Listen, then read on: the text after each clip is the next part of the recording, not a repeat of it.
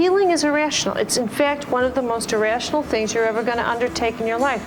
You think healing is going to be logical, but it's not.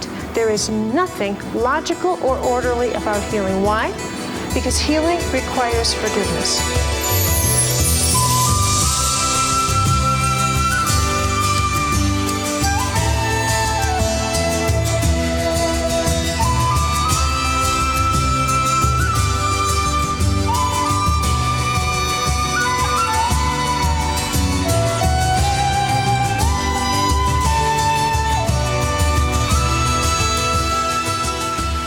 Myss is widely renowned for her pioneering work as a medical intuitive.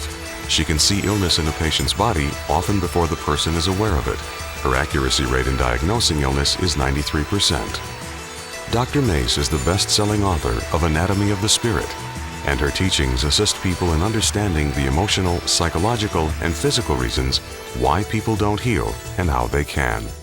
It's a pleasure being with you this evening. When I began my work as a medical intuitive, I believed everybody wanted to heal. It was a logical belief. I no longer believe that. I now believe that people, many people, not everybody, but many people are addicted to their wounds. That many people have found that wounds are a form of street currency. It's a manner in which they can interact with others and control them in very subtle and very almost socially acceptable ways. Now, I realize that this is a very bold statement, and certainly a lot of people would challenge that, and I don't blame them. I'd challenge it too. Except that I have spent 14 years in the field of medical intuition, working with physicians and observing the energetic patterns around people and around the way they think. And in the last several years, I've paid an enormous amount of attention to the manner in which people are using their wounded currency, like an addiction, that they use with others because it's such a comfortable social addiction. What does it look like? It looks like this. It looks like something like if I had a bad experience 4 or 5 years ago, maybe I lost a job, and somebody says, "How are you?" Or what would you like to do for your next occupation? Or why aren't you trying something new? I pull out a wound and I say, oh, wait a minute, stay here. And I go back to the past and I say, I gotta find a job. Well, here it is. It's because I had a rough time in this job 4 years ago and I can't do anything else now. And as soon as I show you a wound, you're gonna back off and say, oh, you poor thing. Are you healing? Got a therapist, right? And the subject changes and you'll no longer challenge me at all. As a medical intuitive, this has been a very rich research experience. And let me share with you just a little bit about what being medically intuitive is all about and what I do. As a medical intuitive, I have the capacity to scan energy, to read the energetic data around your body. You have an energy language, and I get impressions. And the energy around your physical body is an anatomy system just like your physical body is. It's very specific. Energy is a science. We're moving into the energetic age. Look at us. We're moving to an information age in which we've turned energy into a way of communicating information. Our bodies aren't any different, and neither are our minds. We communicate mental energy and emotional energy, and we use our energies as a very powerful language and as a very powerful anchor. We communicate and lock in our energies to memories, to attitudes. When you have an attitude about something, you really breathe that attitude into it.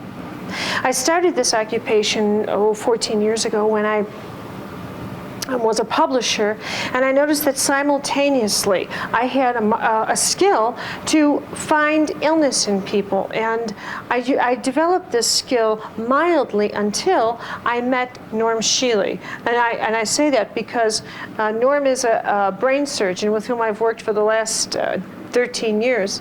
But before that, I wasn't interested in doing this because nothing about the New Age appealed to me. I smoked, and that doesn't work in the New Age. I drank coffee by the gallon, that doesn't work. And I picture this. I mean, people would come to me because they weren't feeling well. I'd be, well, I'll tell you what's wrong. I mean, it was just such a preposterous situation. You know, you want some coffee, have a cigarette, I'll tell you what's wrong with you. I mean, it was that kind of situation. And so I knew that if I followed this course, I'd have to change my life, and there was nothing appealing about it, you know, absolutely nothing. So I didn't want anything to do with that. Then I meet Norm. We meet at a conference, and nobody at the conference knows that I'm a medical intuitive because I was invited as a publisher. Now think about this. I'm having a conversation with someone, and this woman says, the psychologist said, you know what, that man's interesting over there. That's Dr. Norm Shealy, and he founded the American Holistic Medical Association, and you know, he's interesting. He has an interest in medical clairvoyance. Now, what are the chances that someone's going to say that to you? And honest to God, I had a cup of coffee and went, and I, cleaned up the person. She appreciated that. And I said, excuse me. And I went over to Norm and I said, Dr. Shealy, can I talk to you for a moment? And he has a very bold personality. And he says, what do you want? And I said, well, I'd like to talk to you about, I think I'm a medical intuitive. I mean, I think I'm one of those people. I mean, maybe I'm not, but maybe I am, but I think so, right? And I'm rambling because he intimidated me. So now we're sitting down, and he's peeling this apple, and he says, yeah, how good are you? And I said, I don't know. And privately, quite frankly, I was thinking, I don't care either. I just want to get this cleared up. But anyway, he's peeling this apple, and he says, can you see a brain tumor? And I said, I don't know, maybe not, I have no idea. And he says, can you see cancer? I said, I don't know. And he looks at me and says, look, I don't need anyone to tell me somebody's energy's off. I can do that. He says, can you see, like an x-ray machine, into somebody's system? And I said, I don't know. But we agreed to try. And the next month, which was May of 1984, he phones me, and I lived at the time in New Hampshire. My publishing company was there, and he's in Springfield, Missouri, and he calls me up, and he says he has a patient in his office. And of course, at that time, we had no working, we didn't know how to work with each other. We were just getting our signals straight. And so he said, what kind of information do you need? And I said, I don't know. So we started with the name and age, and instantly I began to get impressions, not visions. Let's be clear here. I'm a very boring intuitive, as intuitives go. I don't shake, rattle, or roll. I don't get anything like that. The lights and cameras don't start. But I do get impressions, and they're very clear, and they're very ice cold. In other words, they're very impersonal. And from that, I pull your history, and I very clearly I get impressions about every part of your life that relates to why you're losing power in your life. If your childhood relates to that, then I get impressions of your childhood. If it doesn't, then I don't. I might get a mild impression, but not the details that I'll get if it actually relates to why you're losing power today, or the particular type of illness you have today. Well, this fascinated me. This absolutely fascinated me because another pattern developed. And that's that as I worked with Norm and began to take this more seriously, I noticed that I was doing a kind of residency with Norm, a kind of a medical intuitive residency. And that I was given, through fate, through somehow or other, 3 illnesses in a row at a time. It would be like 3 left breast cancers, 3 prostate cancers, 3 Hodgkin's disease, 3 this TMJ. No matter what illness it was, they always came in 3 of a kind, and in every situation, what I was looking at was a type of tripod in which 3 different reasons for that illness were shown to me, as if I were calibrating myself to the various kinds of causes that could drain a person's energy. Inevitably, these particular causes had to do with versions of fear or wounds or traumas, but there were certain types that fit certain areas of the body. Issues of responsibility, extreme fear of it, or the feeling that you're responsible for everybody, maxed out, stretched, stressed your pancreas. That's exactly where those issues have the most impact. Will they impact your whole body? Of course they will. But the strongest area is your pancreas. The more I studied this, the more I realized that your biography, that our biography becomes our biology. Our biological selves don't just form from nutrients and food.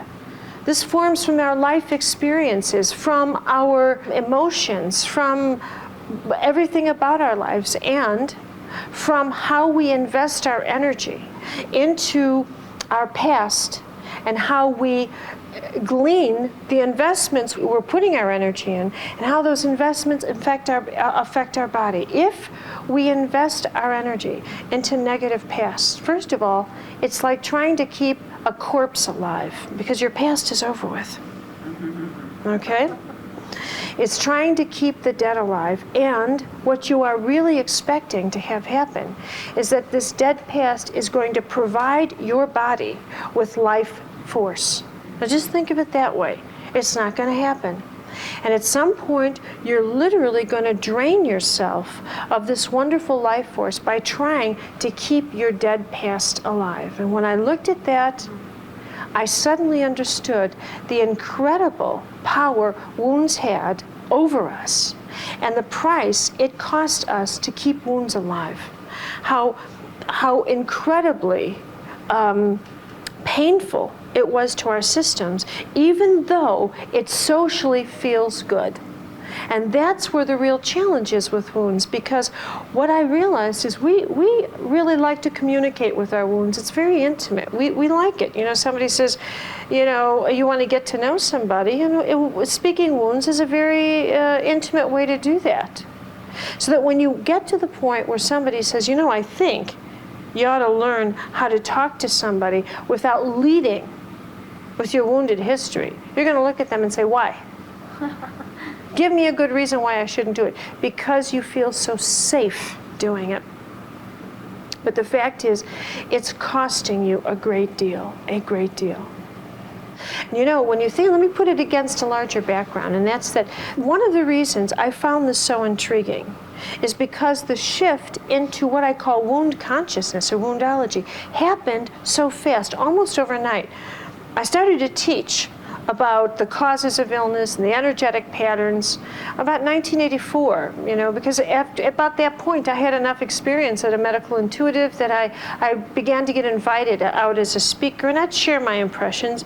And what impressed me was that so many people were completely enthusiastic about this new notion that we had in our culture, that we were responsible for our health, and that we could heal any illness that we had. Now, from one point of view, that's a very positive and inspiring thought. And I could see it moving its way through people's cell tissue. I could see people looking at the most serious illnesses they had and saying, I can get out of this. This is the most incredible thing. And no matter what country I taught in, this notion was causing people to explode with hope.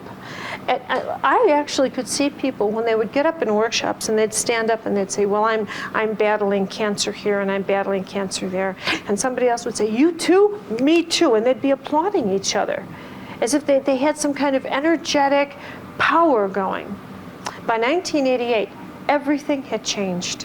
Absolutely everything had changed. All of a sudden, the tone in the workshops was this. Look, I have tried everything. I've tried absolutely everything, and here I stand before you, and I'm still ill. You tell me why. And no matter where I went, this same question was being posed. I couldn't get over it. So I began to wonder myself, how come people aren't healing? It was as much a curiosity to me as it was to them. And then the light went on in my head, and it did because of this particular situation that took place in northern Scotland at a community called Finhorn, and I will be forever grateful to this. I was having lunch with, I'll use the name Mary, I'll use other names, and I was meeting her for lunch, and I was early, and I'm sitting down having tea with two gentlemen, and Mary comes over and she says, I introduced her. I said, Mary, this is Bill and Tom. And she extends her hand to greet them. In the meantime, a gentleman named Eric, who works at the community, came over. Now, pay attention to the question.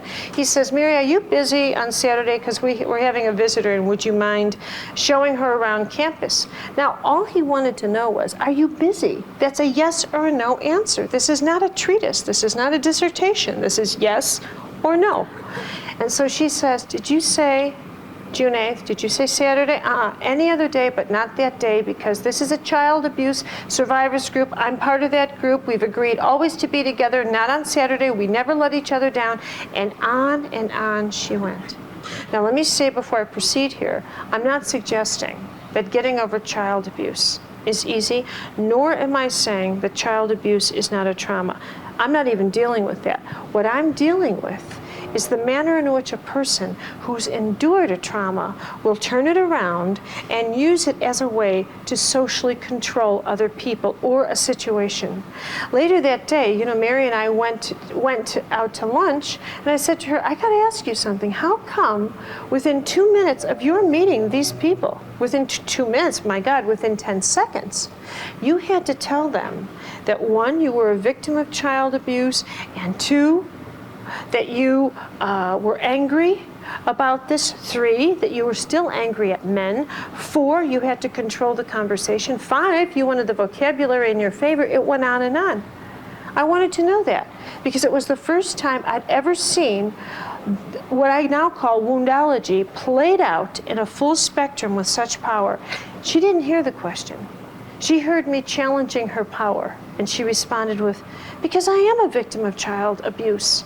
And I said, well, I know that. Why did you have to have them know that? And when she heard me say that, her entire sense was, you are betraying me as a friend. And I instantly could feel our friendship slipping apart because we were no longer going to play by the same rules. And from that day on, I realized that this is a very powerful street currency. Not only are we simultaneously working as a culture to understand the nature of healing, but as a consequence, shall we say the shadow side of healing, is that we've produced a language, a culture that has also learned what it means to use wounds in a very powerful way, not to heal, as well as to use our therapeutic advances to heal. We have two opposite sides here, and it's a very, very rich task to learn and to see in yourself if in fact you are involving yourself in any way in the language of woundology, in practicing this, if you're losing power over that, or if you're involved in a relationship in which you feel yourself controlled by the wound power of another person. When we come back, I'll describe in detail how your biology becomes your biography and how clinging to your wounds becomes the reason we don't heal.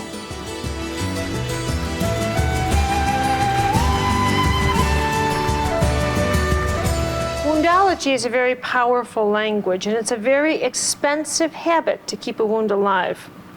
One of the reasons is the energy comes out of your system. It comes out of your cell tissue. You're going to have to remember that because that's one of the most important things you're going to take away with you from this lecture.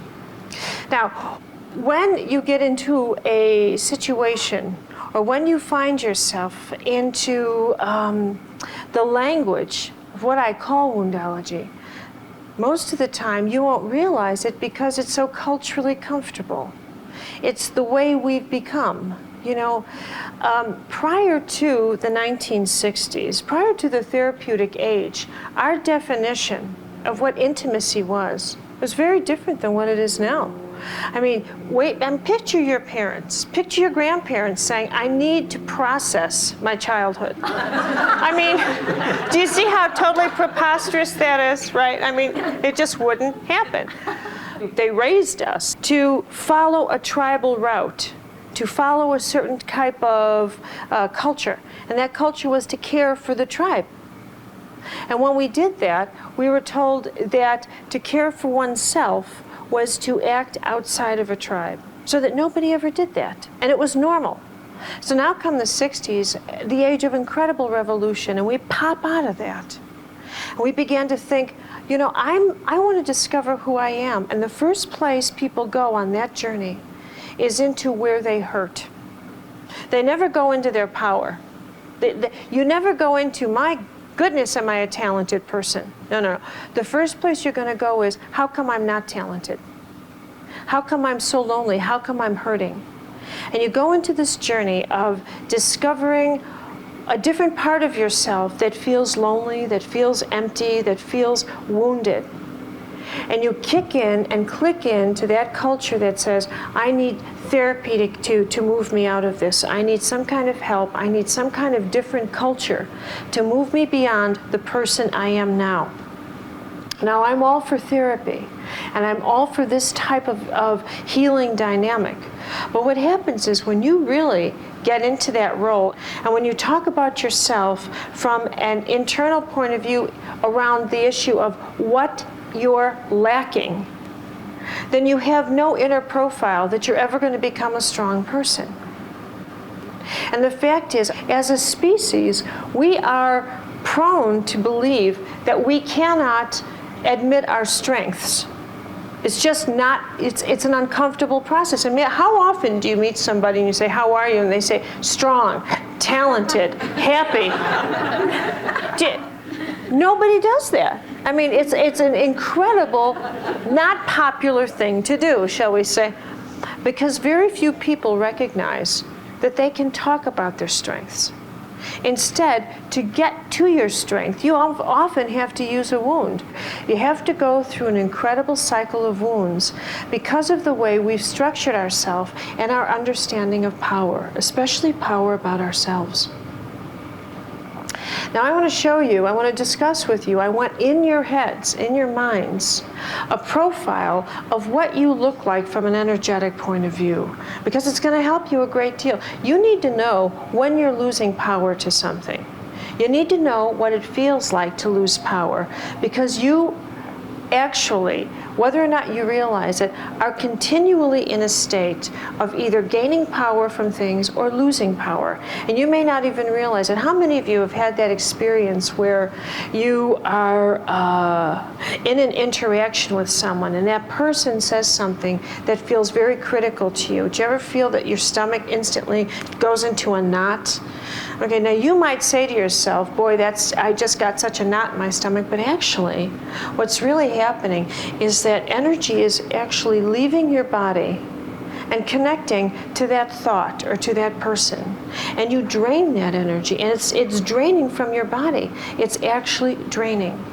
Or think of how often you've been in situations where you have said something negative to somebody, where you've deliberately commented in a negative way. Have you ever felt the consequence in your body? You'll actually feel energy leaving your body because, I'm going to speak angel to you for one moment. Imagine you have an angel standing right next to you, and your angel's sort of keeping track of things. Now, when I talk angel, I'm going to say this. You can either throw it out, or you can keep it. And I recommend you keep the angel image, but you can throw it out. Anyway, your angel is standing right next to you and taking notes of what you're saying and why you're saying it. And as soon as you pass a negative judgment, because it costs you so much energy, your angel's going to lean over and say, are you sure you want to do that? Are you sure you want to do that? Because that energy you lose is going to cost you. How is it costing you? It goes like this. Imagine, like I said to you before, that these circuits are coming into your body. And you make judgments on people, and usually judgments drain your body from below your waist, and I'll explain why in a moment. You keep a judgmental, critical nature up. Eventually, what's going to happen is you're going to run into, shall we say, judgmental debt. And you're going to start using more energy than you are given per day to finance your judgments. Let's do it this way. You get $100 worth of energy a day, and you make $105 worth of judgments. What does that mean? Debt, okay? Now, you can take a loan out from the universe. You can take a slight loan out. But after a while, why do they give you a loan? The energetic system, if you will, gives you a loan to say, come on, we're gonna help you try and change your perspective so that you can stop this judgmental behavior and get your energy back. If you don't do that, before you know it, the energy you're using to finance your negative beliefs is going to come out of your cell tissue, because that's the only place left. And so then what happens is the energy that's supposed to be keeping your beautiful cell tissue thriving and alive is going to start going into some negative activity or some negative thought, and as a consequence of that, your body is going to start showing the signs of it. Your body's going to start feeling more and more depressed, more weakened. You're going to find yourself losing that energy that says, you know, someone might say, hey, do you want to go for a run? Nah, not today.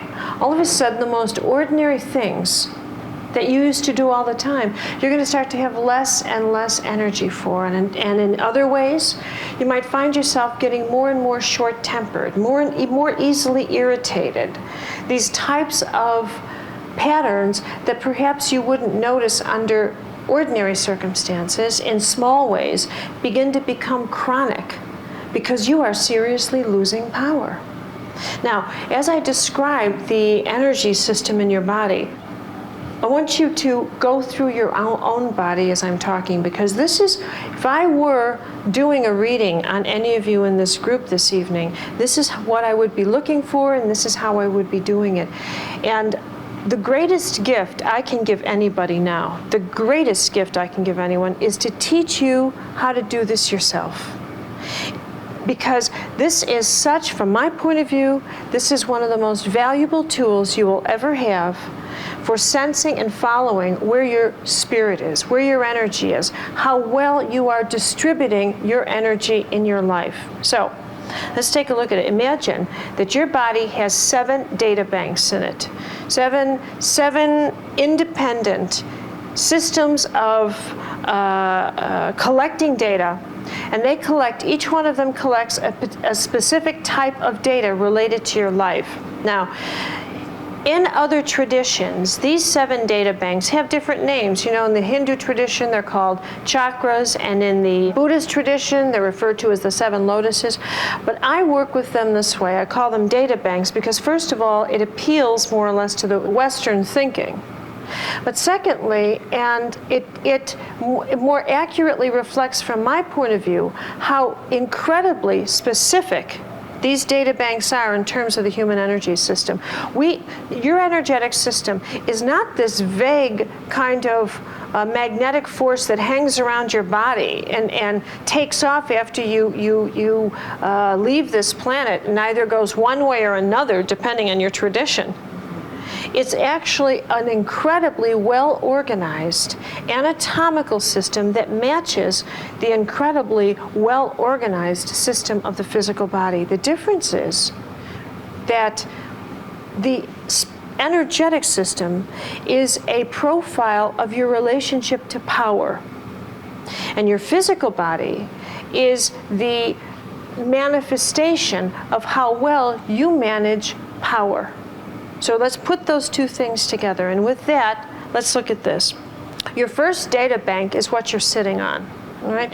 This is what you might call your tribal data bank. All right? And in this center is all the information on the family you were born into, the religion you were raised in, the culture you were raised in, the ethnic group you were raised in, the social surroundings, and the social attitudes that you absorbed during your childhood. What kind of social attitudes? What am I talking about? Well, fashion. How many of you choose your fashion by what's popular outside? Translated, how many of you let the outside world dress you? Right? Think about that, right? How many of you determine this, that the way you look and the way you feel about yourself should be and is determined by outside vote with yourself? Instead of being yourself and all that that means, we give our circuits of energy over to a culture and we say, okay, you dress us and you tell us how we should feel about ourselves. This is one way to lose a lot of power, all right? On a positive note, this part of your body contains the good things that you learned from your family: morality, loyalty, a respect for the environment, a respect for the culture. This also is contained in this part of the body. Your second data bank, which is in your lower back and your hips and your genital area, this one contains all the information on how you relate to people on a one-to-one power basis. This contains where your control issues are. This is where your survival energy is. That sense of fight or flight is in this part of your body. If you'll notice, and I'm always fascinated with body language, when people are talking to you, when they do this and they cover that part of their body, what they're telling you is they're very threatened or very uncomfortable about the subject matter in the conversation. And it's fascinating to watch this. This is also the part of body that shares an energy of friendship, that shares an energy of bonding with other people. And this is the part of the body that is in fact your bank account. What does that mean? It means that your money is not in the bank. It's in your lower back and in your hips. Okay? And pain, chronic pain such as lower back pain or sciatica is frequently triggered by financial stress, and this is where it locates, in your lower back and in your hip area. And watch how we have social language. We have language that totally accommodates this. The phrase, "That's a pain in the back," or "I've been betrayed or stabbed in the back." You use that kind of language, you're not referring to someone standing you up for lunch. You're referring to a real serious, threatening life situation, or a seriously uncomfortable life situation that usually deals with your security, and that's usually related to finances or some type of safety with your occupation, and that's related to this part of your body. Your third power center is your sense of self-esteem. This is how you feel about yourself. This is how you feel about other people coming close to you in a sense of personal intimacy. Now, if you'll notice here again in terms of body language, when you are uncomfortable with somebody, you're going to do this. You're going to cover this part of your body because this part gets very uncomfortable when you're uncomfortable. And what happens is you start losing power here, and it starts draining from you, and it goes to another person, and you can feel it leaving your system. Right? Your fourth center, this part of your body, is your center, which you think of as your heart center, the heart data bank. This is the part that has all of the energy, all of the data about your love experiences, your broken heart, your full heart, what makes you happy, what's your nature of harmony. This is, in my opinion, the center power base of your entire system. Because, I love to watch this, but in the Western culture, so often, we think our minds are the power base. But in fact, it's not. Our minds, of course, are very powerful tools. But make no mistake, the real power center is your heart, because if your heart doesn't jump into whatever you're doing, it's not going to get done. This part of your body is your sense of choice, your sense of will. This is your capacity to express yourself. Did you ever notice when somebody asks you a question and it's not comfortable, you do this? Or you'll do, you'll take a long liftoff before, long runway before liftoff, but that's this part of your body, okay? Then this part, your sixth chakra, your sixth data bank, is your mental center, your center of reality. The way you construct your beliefs, your attitudes, this is this part of your body. And your seventh is what I call your grace bank account, where you store the energy from your good deeds, your prayers, this type of thing. Well, when we think of woundedness, when we think of what we do with wounds, every single time we're in a situation in which we disempower ourselves, we're going to lose a sense of energy from one of these centers of the body. Now, how would we do that? When we look at somebody and we decide, somebody says to us, I think that it's time for you to move on and perhaps, go back to school or get a job or do something like this, and it scares you. You're going to pull out a wound and you're going to start using that wound, saying, I'm really not ready to do that. I'd like to help you, but I'd like to move on with my life, but I'm really not ready to do that. When you do that, you're going to start losing energy from this part of your body. You're going to start feeling as though you've anchored yourself in mud. I'll give you an example of this. I did a reading on this one woman, and as I was reading her energy system and going backwards, about 11 years ago, I could feel that some kind of trauma happened to her. And as I waited for an impression of the trauma, it was obvious that, in fact, she had lost her daughter in a terrible drowning accident. Now, that's perhaps the worst trauma a person can go through, the loss of a child. Certainly, parents say that they've never gotten over that many, the loss of their children. And from that point of view, I really did honor her wound. But as I looked at and got impressions of how she was managing this part of her life, I suddenly saw a life raft that was filled with too many people. And I thought, what is this? And I realized that what she was doing was she was taking this particular wound in her life, and she was using it to control the people around her. And it's not, I want to emphasize, it's not that she didn't miss her daughter. Let's learn how to separate the trauma from what really goes on when people take a level of power from the trauma and learn to convert it into power, in social power with other people. And she was a very ambitious woman. And when anybody would challenge her on her ambitious dynamics at work, her response was always to pull out this wound. She would say something like, well, I saw some girl today who reminded me of my daughter, and I lost my footing. Or she would say, you know, today I went past my daughter's room, what used to be my daughter's room, and I got very emotional and I've lost my footing. She was always losing her footing. But the fact is, she was deliberately losing her footing. But when somebody pulls a wound out of that magnitude, you're going to back off. You're going to back off. You're not going to say to somebody, you know what, I think you've used that wound on me 4, maybe 5 times, maybe 6. I'm going to check my calendar. But it's not going to work anymore. That's very hard to do because that's not socially acceptable yet. But it really should be. Because that would be, in many ways, the greatest favor somebody could do you or do someone else.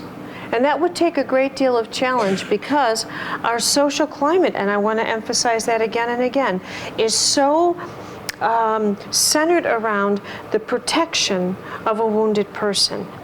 Now, I want to say in all fairness, because this needs to be said, that not all illness is caused by these kinds of negative conflicts, not by any means. Numbers of times, illnesses are brought about through genetics, through environment, and we'll talk about that later. But in these cases, when an attitude is involved or serious negative patterns are involved, we need to take a look at those. Finally, I want to share with you a story that I was told once. This wasn't my particular reading, but it was something that came to me once in one of my workshops, and I found it so outstanding. And that's that a woman told me about her neighbor who had a 7-year-old child who was ill, and the child had leukemia, children's leukemia. And the mother was, again, in this cultural situation in which, for all of her crisis about this child, which was real, I want to emphasize that. I'm not suggesting that we look at this as though we turn a hard heart to these people. That's not what I'm saying. I am saying that there comes a time when we need to recognize that there could be a level of help we can give people by saying, you know, I'm going to help you just a little bit more by saying you could be stronger about this, or I'm not going to, you know, you're manipulating me with this, and I'm going to help you by telling you that. But in her case, she would do this about her 7-year-old daughter. She would say, you know, I just can't do this or that because I'm with my daughter. One day her daughter said to her, Mama, you're not helping me heal. She could feel her mother taking her life force out. She said to her mother, Mama, you're not helping me heal. You have to be stronger for me. And I think that's a remarkable story, an absolutely remarkable story. I think these stories are so, so impressive that when we come back in the next section, I really want to share with you what happens when you realize you are connected to wounds and you're using them. How do you get out of it? How do you connect to a level of forgiveness that is your only way out from getting your spirit back from the past? What's it look like to get your spirit back from the past? And if you do, does that really change the rate at which you can heal an illness? I think these are questions that are worth pursuing, so I'll see you in a minute.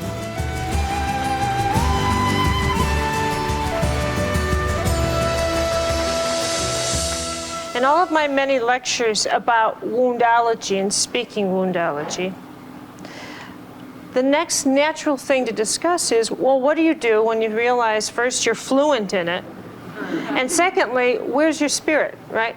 And then how do you get your spirit back? Which is a very interesting way to put it, but actually that is the way to put it. When you use your spirit to zip out of you in order to finance a wound, you're losing your spirit. Now the question is, how do you get it back? How do you get it back? Well, first of all, you're going to know that you are using a wound because your vocabulary shifts. Do you ever watch your vocabulary shift? Do you ever listen to it? You know, you can hear it. Your language changes immediately. You can go from ordering lunch to splitting over your childhood over a salad. Okay? I mean, it's very easy to do because all of a sudden your body language changes, and as soon as you do that, whoosh, your spirit leaves you and it's going back to your childhood. It's very difficult to, first of all, stop yourself because it's so easy and it's so sweet to speak woundology. It's very comfortable. It's a great language and you become fluent overnight. How many languages can you become fluent overnight? You don't need a tutor? I mean, it's great. But then what do? You're draining your energy. How do you get it back? You're not going to like the answer. Nobody does. The way you call your spirit back is through forgiveness. And quite frankly, I can't think of any idea that's more unattractive on this planet than forgiveness. It just doesn't make any sense to the rational mind. It doesn't. It doesn't make any sense at all. It doesn't appeal to us. Our hearts, you know, our minds might say, yeah, I know I'm supposed to forgive. Yeah, that's absolutely right. But your heart says, get out of here, right? You got to be kidding, because your heart is keeping a tally. You understand? And from your heart's point of view, you are the only one who's ever been victimized. Nobody else has, and you are the only one who's ever been hurt. You're the only one who's ever been in a bad situation. Of course, you must remember you've never hurt anybody.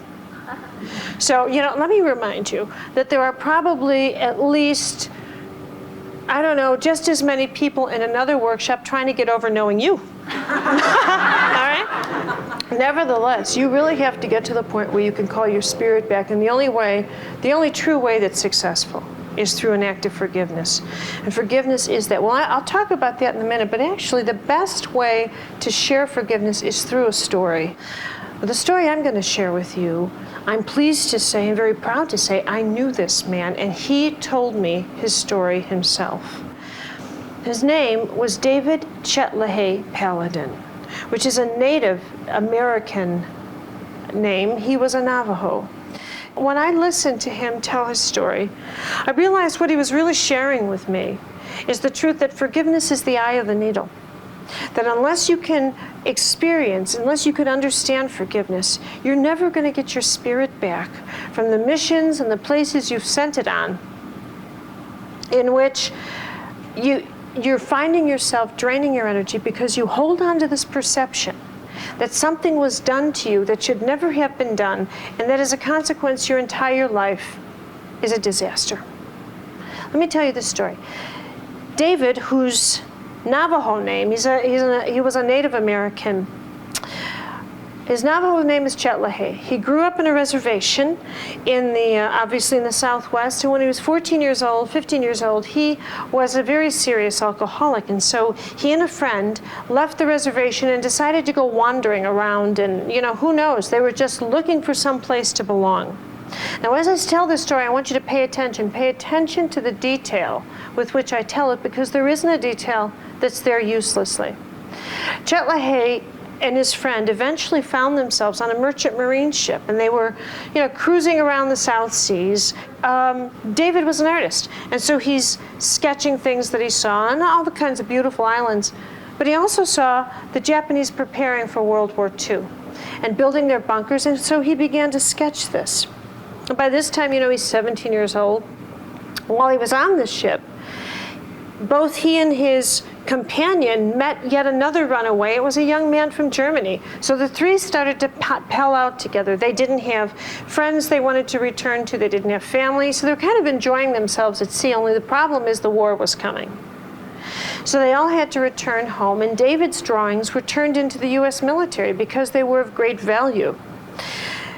David was drafted into the service, and he, of course, made the natural assumption that he was going to go to the South Seas because that's the place he knew and he was going to go back there. But instead, the U.S. military used him as what's called a decoder because he spoke fluent Navajo. So they put him into the European front. He was in the army. And he went in and he was transferring information back to the American bases because the Nazis couldn't translate Navajo, right?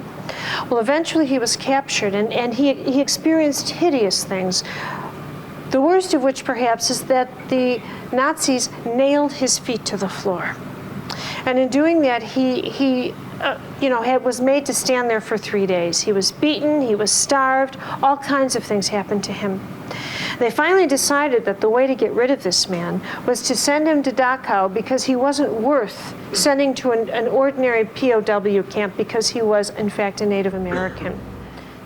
While he's being shoved onto the train going to Dachau, this young soldier pushing him on happened to be the German he was traveling with that whole time in the South Seas.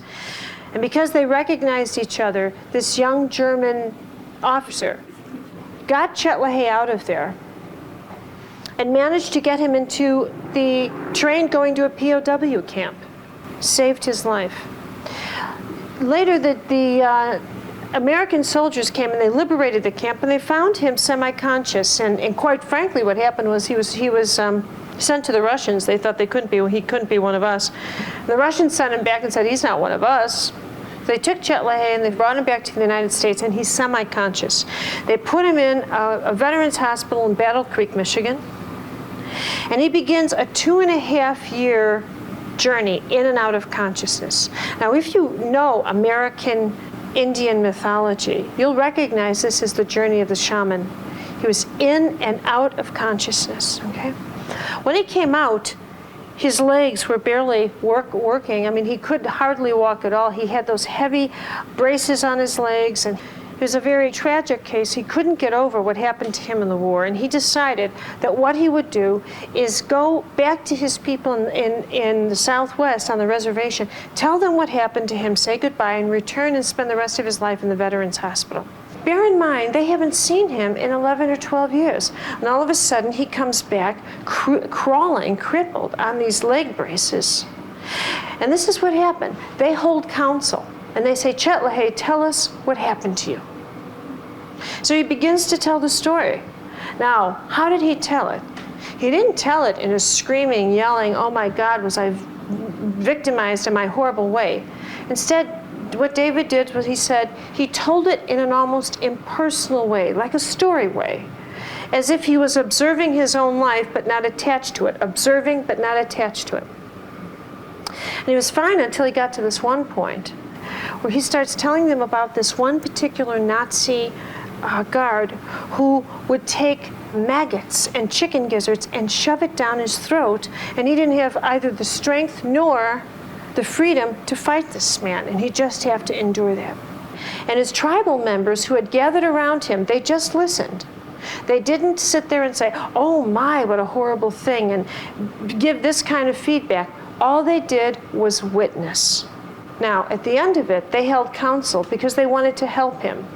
And what they decided to do was this. They tied a rope around his waist, they threw him into very deep water, and they said, Chet LaHaye, call your spirit back or we're going to let you go because no one can live without a spirit. And they stood back. David went through, he said he had to walk through every one of these memories, every memory that had his spirit, that captured some part of his being, that controlled some part of his heart and his mind. And he had to cut the strings, he had to let them go until he got to that one Nazi guard. And now in his image, he's facing, in this dream state, in this out-of-body state, this Nazi guard, and he's looking at him. And he's literally, now I want to reorient you, he's in cold, deep water with almost useless legs, going through this very sacred life review. And he's in front of this Nazi, and he finally says, all right, I forgive you. But the forgiveness was not just mental, it was down through his being. And then this image spoke to him and said, Chet LaHaye, I was trying to keep you alive, and that was the only food I could find. And in that exchange, David got his legs back. When he returned, when he swam back to shore, he was able to begin his healing, and he never returned to this veterans hospital. Now, the significance of this is he didn't find out the truth behind that situation until he was able to forgive and move on. And that was the reward, was truth. Truth. Not the illusion that was capturing his spirit, but truth. I want you to think about that story and hold it in your heart, because if we forgive the things that we've been holding on to in the past, all of a sudden we have 50 gallons more of fuel, $50 more to spend. Our life is going to move faster. It's as simple as that. And we are more afraid of the speed of change than we are of forgiving somebody.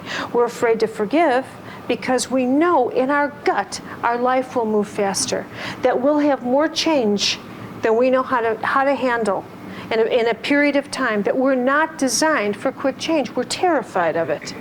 And what I realize is one of the reasons, if not the strongest reason, we hold on to the painful past is because it's a way of stopping pain in the future from coming toward us. So the longer we hold on to a painful yesterday, it's like saying to heaven, no, see, I'm still trying to heal this. So go slowly on me, okay, because I really don't. And what you do is you hold on to this. But the other reason is it gives you a belief that you can control the speed at which change occurs in your life. And it's a very comforting thought, although it's a false one.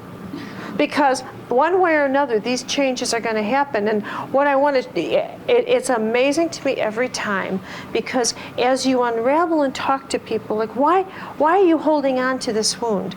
Inevitably, the time factor will work its way in there. Well, I'm not ready. I need more time. What they're really saying is, I'm not ready for my life to move faster. I like the time zone I'm in. I know exactly where my dishes are. I know who's coming over for dinner. I know all of the way my house is set. And that's what we're really afraid of. It's not that forgiveness scares us so much. It's that it will cause our lives to change so rapidly. That's what we're terrified of. Forgiveness, healing, has a great deal of mythology associated with it. A great deal of mythology. I call it myths. In my work, I've decided that there really are 5 central myths that go along with this process of healing, and why can't we heal? And they're surrounded, in one sense, they have forgiveness as a sideline, but then there are personal myths that we seem to hook onto that interfere tremendously with the healing process, and it's worth knowing what they are. The first is, my life is defined by my wounds, which of course is the core of the woundology experience. But it also helps when someone believes that, they'll look for wounds through which to support their life. It's not just the wounds that perhaps have come through some means that they really didn't have control over, like what happens to you as a child. But if your life is defined by wounds, you got to go out shopping for them if you've run out. I mean, you really do. You have to make sure you find a relationship and say, well, that one wounded me, I'll take that one. You have to find some kind of relationship that keeps the wound momentum going, because you can't afford to run out. What are you going to talk about, right? I remember one woman said, I'm giving this lecture, I don't know where I was giving this lecture, and I'm saying, you got to give up wounds. It's a real, at some point it becomes very burdensome.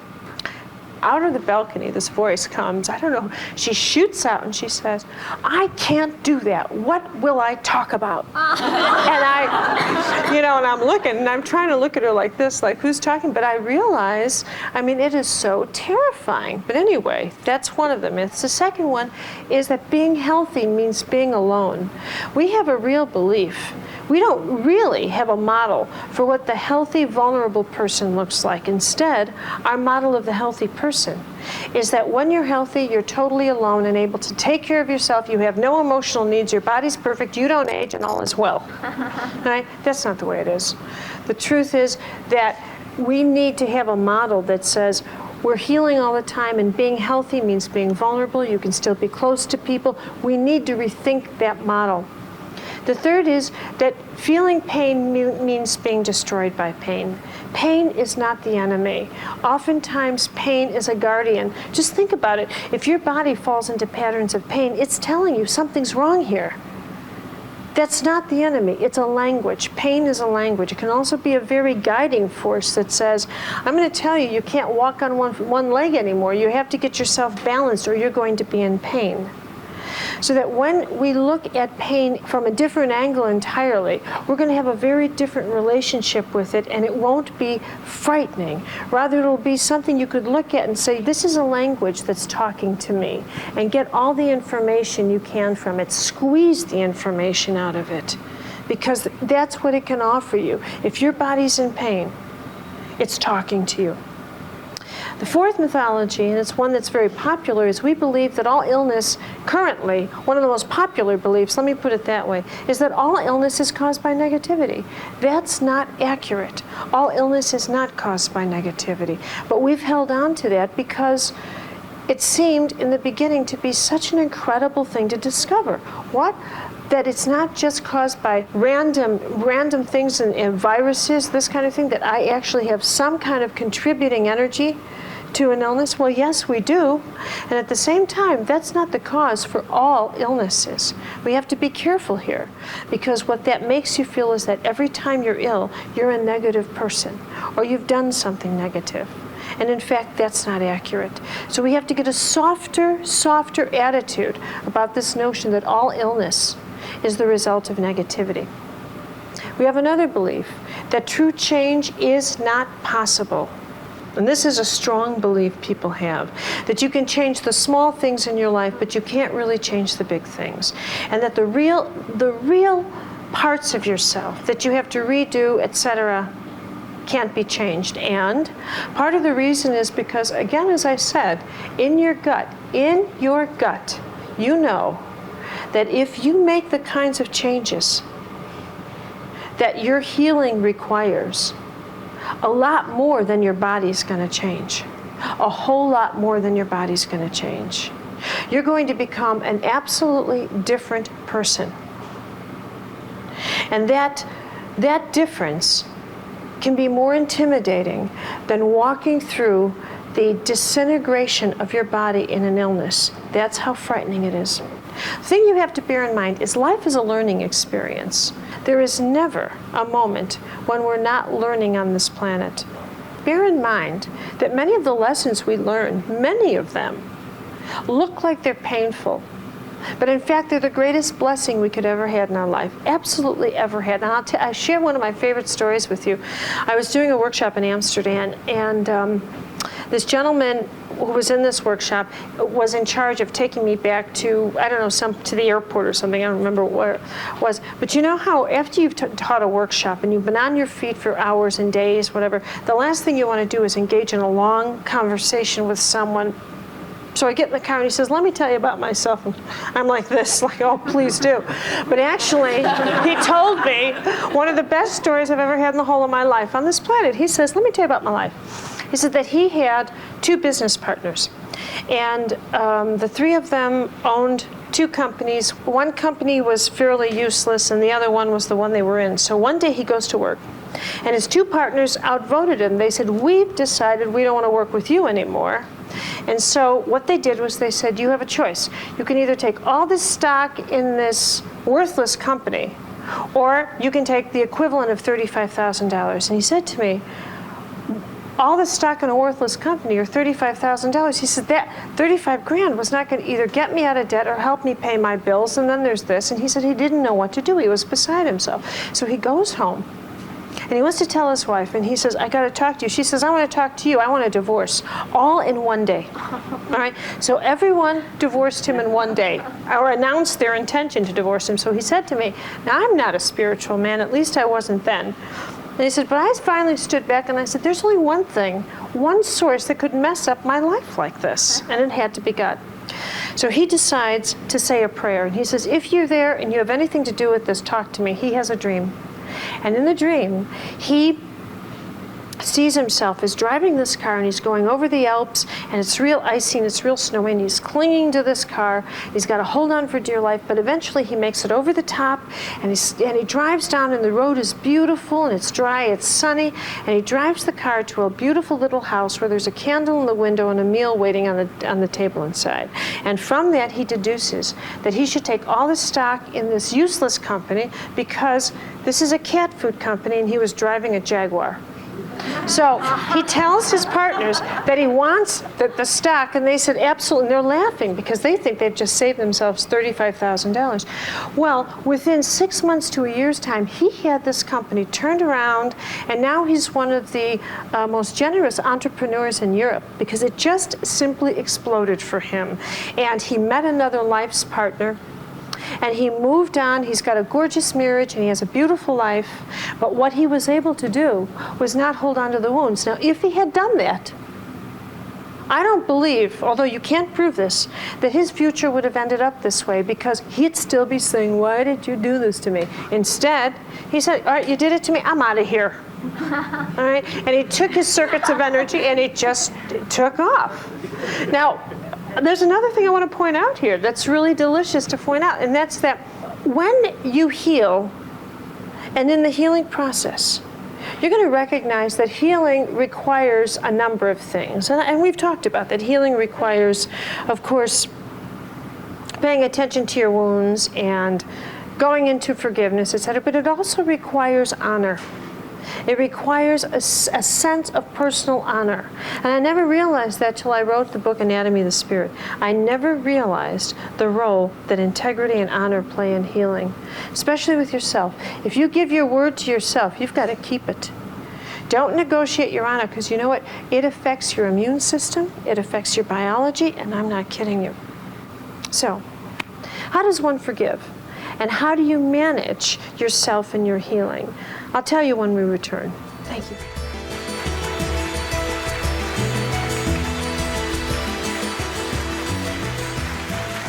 I think the most important thing, the most important point I can give you to go away with is the 5 steps to healing, because you need to know what to do. Now that I told you where you lose your spirit, what are you going to do about it?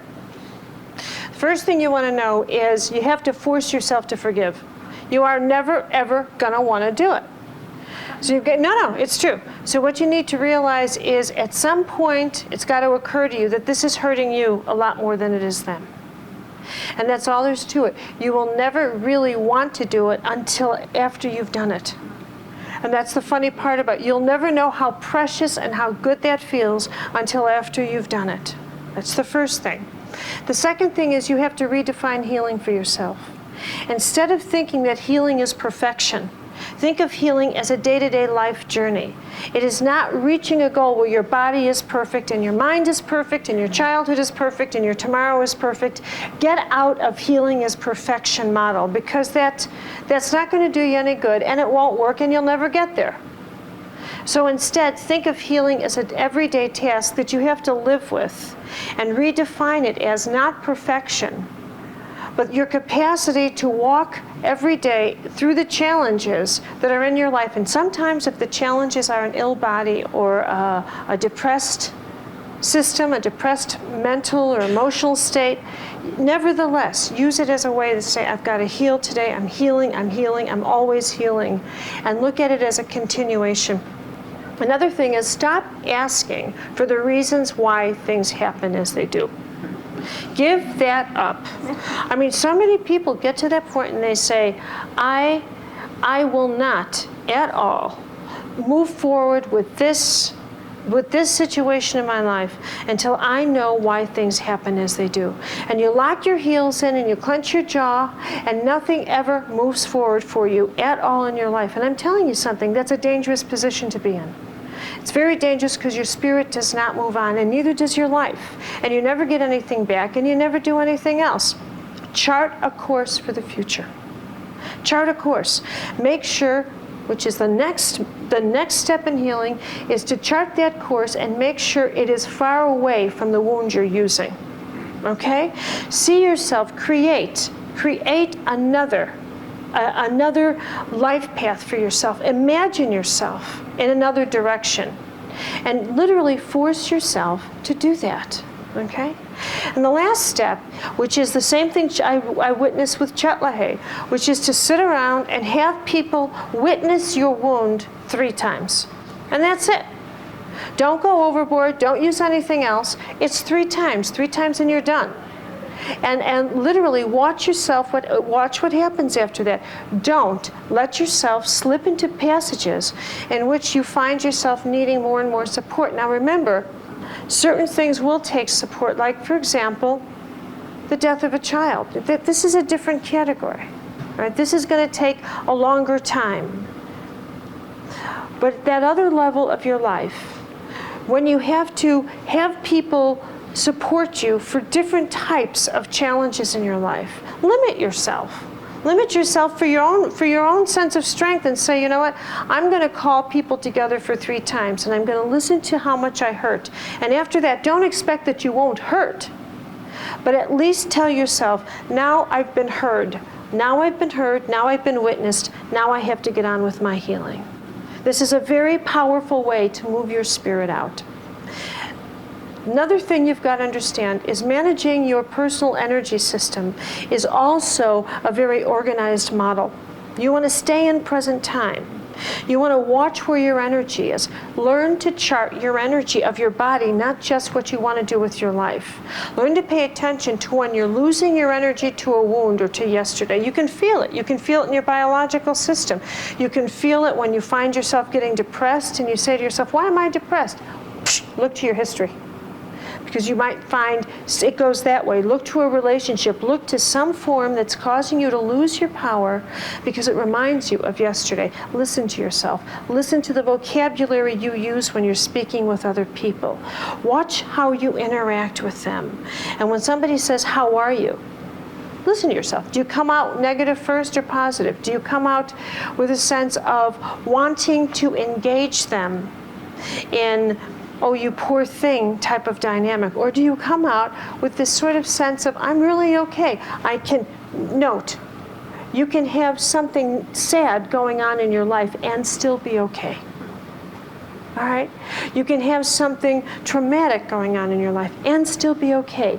We have more than one reality system available to us. We have to start thinking about that. The last thing I want to share with you on this particular subject is to bear in mind that it's become almost ordinary these days for people like us to also turn our attention to the spiritual place, to the place spirituality has in the healing process in our lives.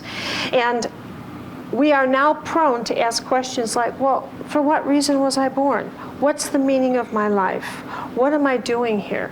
This has a great deal of impact on the healing, because as we heal who we are, we begin to ask very different questions about ourselves. We begin to ask more mature questions spiritually about ourselves. And here again, there's going to be a tremendous risk and a whole process of healing and release that goes on. I want you to imagine this. Imagine that you're vacuuming your house and you decide to ask, I wonder for what reason I was born. Now, we ask that question perhaps many times in our lifetime, only this time you really mean it. Okay? And sitting on a chair watching CNN is your angel. And your angel's looking at you. She's heard you, he's heard you ask that question 1,000,000 times, only this time you mean it. So now your angel gets up and says, okay, I'm finally going to take over your life. I'm going to do something serious. And your angel says, we're going to reorganize your life in such a way so that you have a very different level of power inside yourself. So your angel says, look, I'm going to take over here, and the first thing we're going to do is we're going to reorganize your job. Now, do you want to quit your job, or do you want me to get you fired? All right? And so the next thing you know, you go to work, and things are different, and you can't figure out why, because all you know is you started to ask a more profound question, which is, for what reason was I born? You have no idea that this is the way, oftentimes, prayers get answered. So now the next thing you know, you're fired, and then your angel says, okay, we check that off. Now, the partnership you're not in the best partnership for you, since you're asking very different kinds of questions. So, are you going to break up this partnership, or should I?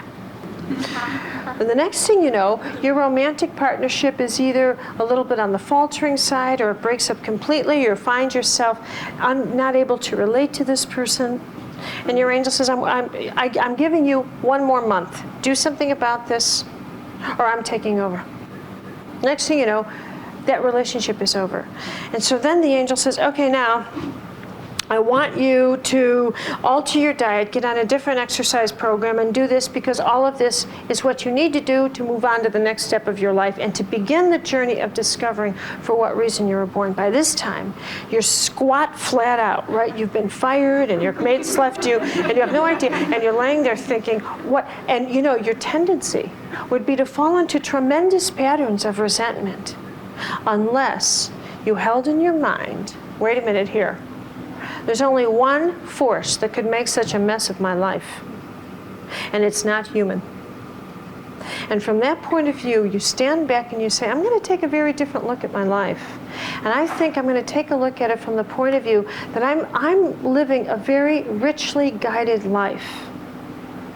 And interpreting the events of my life and the relationships of my life through that lens of wounds is probably, and of being a victim and of holding on to wounds, is probably not a wise thing. Indeed, it may be the worst thing I could ever do for myself. And that the wisest thing is to learn this, is to learn to step outside of your life, take a look at it from the observational mode. And even if you said to yourself, I'm not looking at me, I'm looking at some person who's going through this experience, who needs to learn this, and who needs to move on to a very different segment or chapter in her life or in his life. And from that point of view, what happens is your spirit becomes stronger because all of a sudden, even though it hurts, and even though in the beginning, this is going to take discipline. You have to work. This is going to take routine, and it's going to be a challenge. But what happens is, as you get to the point where you are able to see yourself and your life in a more profound way, the challenges we face every day that are helping us get to that more profound place within ourselves don't seem to be as overwhelming. And forgiveness doesn't seem to be that much of an effort. And getting our spirit back doesn't seem to be the journey it is today, because we don't lose it so easily. We become more discriminating about why and how we're losing our spirit. All of a sudden we'll say to ourselves, this isn't worth losing my spirit over. My spirit's stronger than this. I'm not going to let it slip out of me because someone criticized me. And I'm not going to let it slip out of me because someone took my parking space. Have you ever seen what happens there? I mean, come on. People have to go to therapy because someone took their parking space. Now, come on here. You know, we've got a lot to learn in what it means to hold on to our spirit, but if we can, the payoff to our body is going to be fantastic, because not only will our body be healthy, but the incredible notion, that profile of ourselves as wounded beings, will no longer have the clout it does in ourselves. And we won't see ourselves anymore as being primarily weak, trying to become strong, but primarily strong and able to handle anything that seems to be able to make us weak. We need to reverse that. And in doing that, I am convinced that we will establish a very different relationship, not only with each other, but certainly with the manner in which we handle illness in ourselves, crises in our lives, that every single part of this world we live in would have to shift. Now, I realize that sounds like I'm presenting a kind of health utopia, but I'm not. I'm really talking about something that if you thought about it in your own life, and I know I have in mine, that every time I really have applied what I'm talking about, and it's just as hard for me. Just because I teach it doesn't mean I can do it. But when I can, I am incredibly grateful for the fact that I really have pulled off something energetic. I've really saved my spirit from what I would call a bad mission, or some kind of situation that sent it back into the past, and I had to spend 2 more years getting it back. No, I'm going to tell you now, pay attention to what you do with your thoughts. Pay attention to the attitudes that you invest your spirit and your energy into. I'm going to try to live in present time to the best of my ability, and here's the last part, celebrate your life. Celebrate your life. Instead of spending a lot of time, and people spend a lot of time, regretting what their life looked like, regretting how they're living, looking at what should have been, could have been, or would have been. Begin to take a look at your life from the perspective that this is exactly the way it should have been. I am living the most wonderful life, and if it's not wonderful today, it might be tomorrow. In fact, it will be tomorrow, because all things move in a cycle. And above all, never ever think that anybody on this planet has authority over your future, because that's not in anybody's hands but yours. And the biggest thing in our hands is, what quality do we want our future? What quality do I want our lives? And I know, and I deeply believe, and I leave you with this thought, that one of the greatest ways to ensure a quality tomorrow is by leaving a sad yesterday far behind.